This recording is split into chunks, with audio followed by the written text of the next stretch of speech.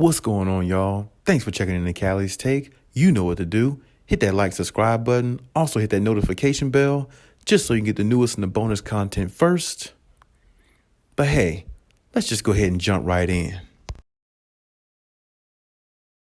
So apparently, a former second-round pick that the Clippers are looking at is possibly going to make a return to the NBA, and the Clippers would be the team that he would make the return to, more than likely. When I saw this, I wasn't ecstatic about it and not excited by any means, but I really don't get it too much in regards to bringing this player in.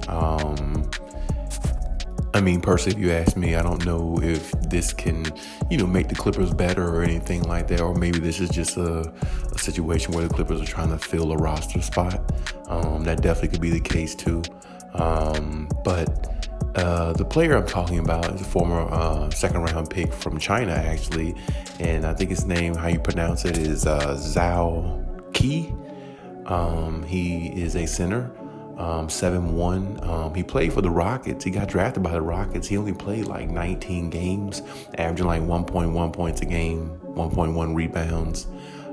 He only averaged about maybe 6-7 minutes a game of gameplay. It wasn't really enough to really look at him and see what value he can bring to the Clippers.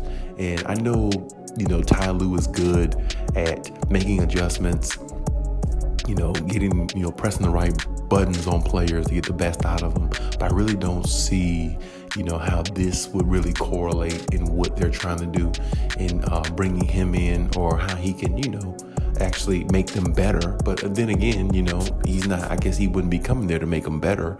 Maybe to some degree he would, but he would just really be coming there to add depth to their center position, and not exactly the depth that I thought that they would try to add. I thought they would try to go after maybe Miles Turner or somebody like that, or Mo Bamba, like I talked about a couple weeks ago, or, somebody of that nature. Me personally, when teams try to bring back former players and things like that who are in the league but out of the league now as we speak, things like that, a lot of times it really just doesn't, work out, and rightfully so, it doesn't work out because that player, sometime might have gotten cut for a certain reason. And usually most of the time the reason is most teams will look at it like it's just not a fit. They're not built for the NBA right now, or built for this type of, structure that the NBA has, for their players. And that's, definitely, right on point in some situations. So, and that's what I thought, that's what I think about this situation here. If the Rockets let him go, that's like the worst team in the league. Now, I will say this, when you play with better coaches and better staff, your gameplay a lot of time elevates as well. So maybe there again, if they do decide to look into this 7-foot, monster that they acquired, or they might be acquiring from China, maybe they can get something out of them that, Houston couldn't, So I personally think the Clippers, should have went after other pieces, as I said before, or as I stated earlier, in this video about a few minutes ago. But hey, this is the direction they're trying to take it. And like I said, at this point, they're just trying to fill a roster spot, keep their roster up and intact, and I get that. The more depth you can add in the center position, that they're looking at it that way too, apparently, but just not the way I'm looking at it. I guess they're looking at it more like whatever we can add there is additional, because we have all the pieces we need, apparently. And, they do. They have a lot of pieces, there's no doubt about that. They really have the most stacked team in the NBA in regards to every position, filled on the floor, and a lot of, even on their bench, they're stacked as well. So, just adding another big body can be good, but I still think you should add a big body that's maybe really more mobile. And like I said, I got to see this guy, this key guy, I got to see him, in action if they do decide to get him. And like I said, nothing's really 100% definite, but the interest is really high based upon what I'm reading. I read SB Nation. You can go to that site and a few other sites where they talk about it as well.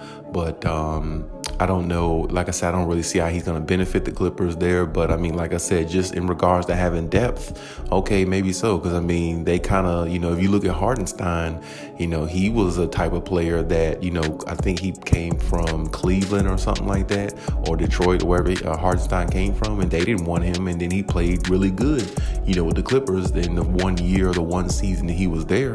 Actually, he played good enough to work his way in getting a contract, with the Knicks. So, I mean, the biggest contract, he's had since he's been in the NBA. So, I mean, maybe, like I said, Ty Lue can definitely bring the best out of players. So, whoever comes in, you got to take into account Ty Lue is the coach, and Ty Lue can, if he sees something in a player, he definitely knows that he can get more out of them by implementing some of his ways and his tactics upon that player and allowing that player to flourish. So, I will say the benefit, if they do get this 7-footer, he would have an opportunity to flourish more, and playing behind Zubac and being just part of the depth of what they have and everything like that, he might actually fit in, possibly well. I just haven't seen enough from him to really know how he could fit in, because if you only average 1.1 points a game, 6 minutes a game play, and only played 19 games in the NBA like 2 years ago in the NBA, that's not enough of a resume for me to look at it and say, what value this person can really bring to the Clippers besides just size and depth, which, for the most part, that's what the Clippers do need. They do need more size and depth in that area in the center position. So, I mean, like I said, that would be good. But at the same time, like I said, it's still good to know what you have out there on the floor. And there again, this would be one of them situations where you're going after the unknown. You don't know what you would get out of this guy. You don't know how he would flourish with the team, how he would fit in regards to when he's put on the floor, and how he would, elevate his game at times when needed to, maybe help the Clippers get over the hump in certain games. You just don't know that. So that's why I always said going after the unknown a lot of times like that really can come back to hurt a team rather than help them, because if you know what type of players you have, then it's easier. It's an easier process. Like when they acquired Norman Powell and Robert Covington, everybody automatically said that was a good acquisition. Those were two great acquisitions, because you know what you get out of those type of players every single night, because their resume is updated and they're still currently playing in the NBA, which they were playing on Portland until they were removed from there and, put on the Clippers. So, I mean, this the thing. That's my point. Like,